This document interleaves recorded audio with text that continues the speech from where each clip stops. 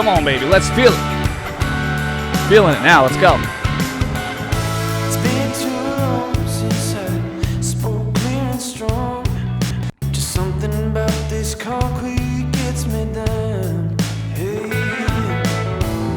I live my days preaching on radio waves, just hoping someone out there hears my song. Hey, hey. But till they do, swear that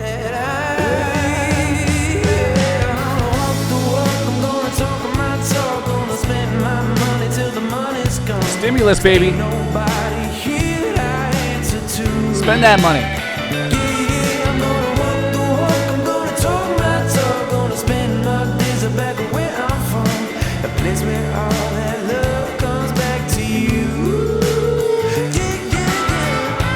Oh, yeah. Be great, Aaron Rizzo.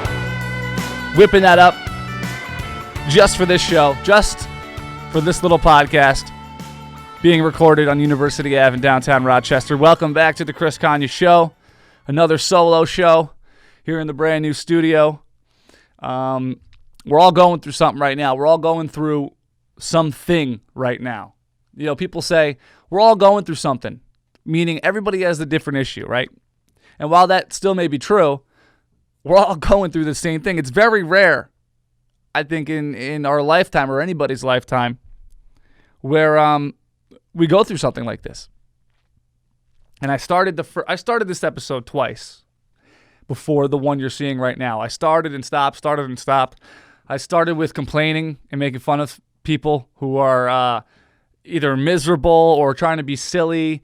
And, the stuff I do often, usually in private with my friends in a group chat. But I don't know. I wanted to start a podcast. It might as well let you in on all that for people who don't know me for more than 10 seconds. Yeah, I like to be a dick, okay? I like to poke fun at everything.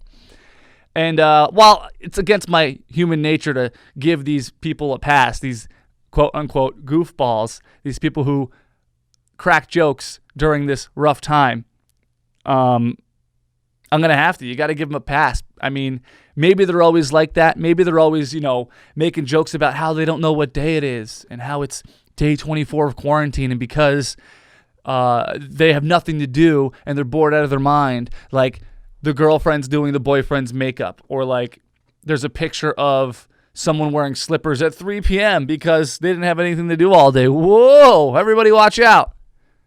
I have to give them a pass. I mean, on a public level at least. I'll still poke fun with my friends who will get a kick out of it because, you know what? That's how we pass the time. That's how we cope with boredom and being stir crazy. We make fun of others because it makes us feel better. And I think a lot of people are like that. It doesn't hurt them. It doesn't hurt Charlie on Facebook that I, send, almost all of his posts to my buddy Tom to make fun of him. That doesn't hurt him. He doesn't know that. I consider that good, clean fun. If I'm going to give you a pass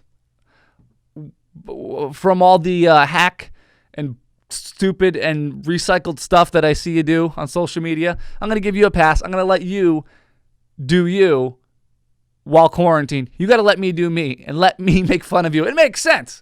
It makes perfect sense. 100% perfect sense. An eye for an eye, right? We're all in this together. So do your thing, and I'll do mine, and we'll get through this in our own way. Wow, I really sold that. Anybody looking to hire any kind of salesman for anything? Because I really impressed myself there. I just sold you on me being a jerk. Fantastic. I never thought I'd be sitting here on my 31st birthday. Yes, today. Oh, just stop it. You don't have to. You can do it publicly on Facebook so everybody can see it. Thank you. Yeah, happy birthday to me. It's such a dumb thing to say. But yeah, in quarantine, I'm going to take a second to whine about what I'm supposed to be doing right now instead of staying home all day. I'm supposed to be out in California, honestly, celebrating my birthday with my girlfriend, and instead we're here in Rochester. Kind of sucks. And that's it. It kind of sucks. We don't have COVID-19. None of our dearest loved ones do, knock on wood. Who's there? No, I'm just kidding. I would have made fun of that. If I saw somebody else do that, I would have made fun of that. So please take this second to go, ugh. at me doing that dumb knock-knock joke. Oh, my God, I'm embarrassed. I'm embarrassed of that. But yeah, at the very end of the day, it just kind of sucks. Got our money back for the trip. Probably go on the trip once this is over. And we're not dying. We're not fighting to breathe in a hospital bed. And I think that's the way that people should look at it.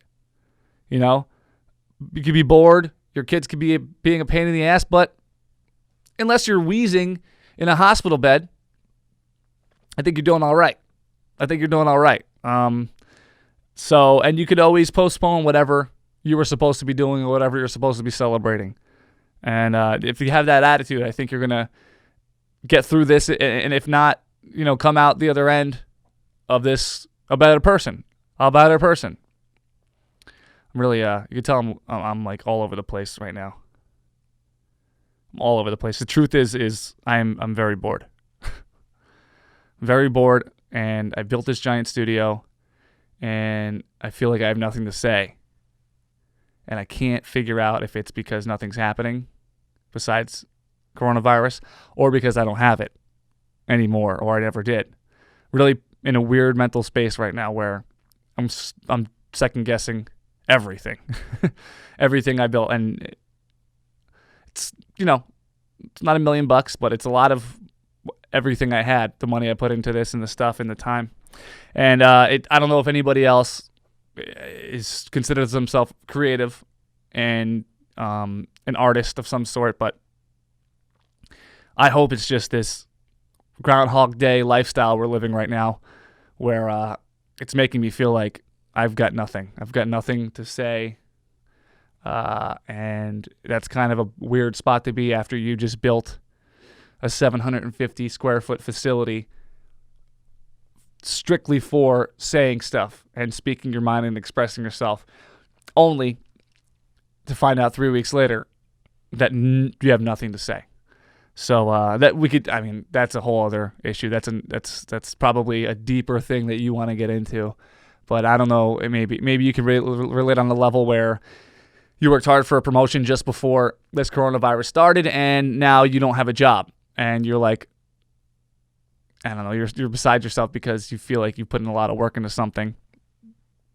Or maybe you paid off a giant credit card that you now have to reuse because you're stuck financially. I don't know.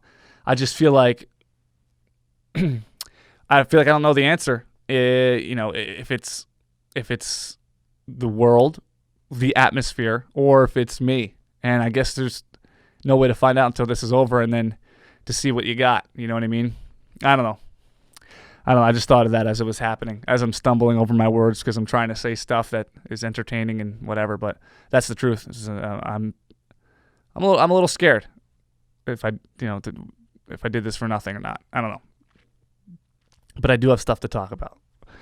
I did prepare a couple of things to say. So it's funny. A lot of people are quarantined with their significant other, and if your relationship, I would say, is less than 5 years old, you're still learning about this person who you share a house, an apartment with, your life with, every single day. Even though you spend every single day together for a couple of years, now more than ever, we're learning a lot about each other. I'm learning that my girlfriend and I, when it comes to killing unlimited free time, because this is the first time we've encountered this, we have completely different ideas. I don't want to say we have nothing in common because that's far from the truth, but we have different, like, top of the mind ideas of what to do when we have unlimited time. She asked me to go for a walk today, and I said, where? She said, just for a walk, to get fresh air, to go outside. And I told her, no, there's nothing I hate more than a walk to nowhere. And this has come up in past relationships. This has come up with friendships. Hey, let's just go for a walk, or hey, let's walk down the beach, on vacation, or let's just go for a walk around the block. Let's go to the mall, walk around. Even since I was in middle school, let's just go to the mall, hang out, walk around. I hated it. I hate useless walks. If you have a destination, that's one thing. This studio, I ride my bike to the studio as of like a week ago when I bought a bike. I don't mind exercise. I don't mind fresh air, but I have to have a destination. I don't know if I'm alone on that, but the thought of just walking around until I don't feel like walking around anymore, that would never, ever come out of my mouth as a suggestion. So I learned that about her. And maybe that's just a go-to as a human. Maybe it's her personality. I don't know. And there's nothing, nothing detrimental about that. I can't imagine thinking about doing that, let alone actually doing it. I wonder what that one thing is that you're learning about even if it's not your significant other, even if it's your daughter or your son or your dog. Like, what are you learning about the person that you spend so much time with because of quarantine? Because of quarantine. You could call the hotline, leave a message. It's 585-397-7732. 585-397-7732. It'll ask you for your name. Then you leave a voicemail. And if we get any, it's a new feature, so I don't know if we'll get any. But if we get any, we will explore them on the next episode. It's 585-397-7732. What are you learning about the person you're living with because of quarantine? What are some things you're trying to do to fill the time besides go on a useless walk? I saw today my friend Ryan, he wants to try and learn a different language. He wants to try to learn Espanol or Italiano. He suggested this website called Babbel. I think it is BABBEL.com, or just Google it. It's not an endorsement. I just briefly looked at it before I started recording. And I think I might look into that. Half hour a day, brush up on my Espanol, so when we do go on a vacation that we're allowed to go on after quarantine, get into an Uber with a Latino man, could speak a little Espanol with him. Because I'm sure there's nothing more that a Latino man in America likes than a white male trying to speak his language to him to impress his girlfriend. I'm sure they're big fans of that. No, it is, it's like the people who go to a Spanish restaurant and order in Spanish. I always wondered, I don't know if this is true, I always wondered if that's considered disrespectful. I don't know. But it doesn't hurt to know, right? I think the biggest benefit, at least as a man growing up in the construction industry, I think the biggest benefit to learning Spanish is to be able to tell when your coworkers in maybe an environment where typically Spanish-speaking people work, like construction site, kitchen, any kind of service like landscaping. And listen, this is not racist. This is my experience. I've worked in all three settings, and I've always worked with Spanish people in those settings 100% of the time across the board, okay? So from my experience, those are the industries where I've worked with people who speak Spanish, and I know that every single time in each of those industries, they were talking shit about me at least one point. Right? I wasn't using the tool properly. I'm too tall. I'm too good looking. I get it. There's a lot to work with me. And all I'm saying is, if you learn Spanish during quarantine, next time you find yourself in that setting, you don't go and tell people you learn Spanish. I know that's going to be hard for millennials in 2020 to do something and learn something and better yourself somehow and not tell anyone. I do the same thing. I know that's almost impossible. But there's no better scene in a movie where someone is talking crap about somebody in a different language and they don't know that person speaks that language and they drop the hammer on them. So if you're as vindictive as me and as conniving as me, spend your quarantine learning a new language just so you have the comeback of a lifetime like they do in the movies. Next time someone at a French restaurant is talking shit about your hair or your outfit, slap him back with that French insult. You could be better for it. A lot of people are trying to get unemployment. Everyone, at least in New York State, it seems. My girlfriend and I both filed today and got through today, so I don't understand the problem. I see on Facebook that people are are saying they haven't been able to get through for weeks, and I almost feel bad getting through so early, so quickly. I've been on unemployment before for a long time when Was 21 years old. About the week before I turned 21, my best friend who I worked with at the time, obviously, he got laid off 2 weeks prior and got this thing called unemployment. Now, it's going to be a humble brag here, but I've been working since I was 13. Summers and weekends, baby. So I didn't know that this thing existed, that you just got this free money from the government because you worked at one point. You get paid even if you don't work. So he told me about this thing called unemployment that he got. He got laid off, and the government was like, here's some of your paycheck still. And you were like, oh, when do I have to come to work? They're like, you don't have to come to work. And it was amazing, and I was so jealous. I was so jealous and angry. Now I'm 20 at the time, about to be 21, that I'm about to go in to the office where we worked. It was a plumbing company. And I was about to quit because I was so frustrated. And I swear, it was just like a movie. I walk up, boss walks out. He tells me I'm laid off and that they will not be contesting unemployment. Now, sure, it's kind of the scrub thing to do, to be excited to be able to soak off the system. But did I tell you I was 20 years old? About to turn 21? So I was given max payout basically on my 21st birthday without having to go to work. God was like, if you don't kill yourself now, you're going to be all right. Like, this was a test from God that I almost failed multiple times. That here's enough money to have a great time. Oh, and here it is the day you turn 21 years old.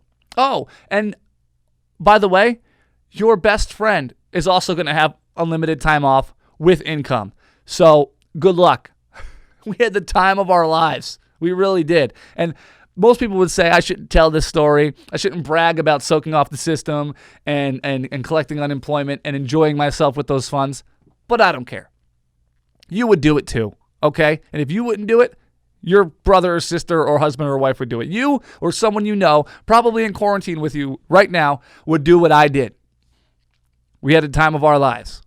And after that, went right back to work. I've been working ever since until right now. You see how that all comes full circle? I don't know. But the point is that everybody's on unemployment right now, not just a percentage. So we're not going to be able to abuse it, okay? Take it, pay your bills, do what you're supposed to do with it. This is not fun employment like that was back 10 years ago today, actually. 10, did I mention it was my birthday? 10 years ago today was fun employment. This is unemployment. This is unfun employment, all right? You see the difference? Unfun employment now, fun employment back then. And for the people looking for content, stuff to watch after you watch this, of course, or listen to this. You know, I see a lot of stuff about Netflix and Hulu and Amazon Prime and HBO and Showtime and all these other things.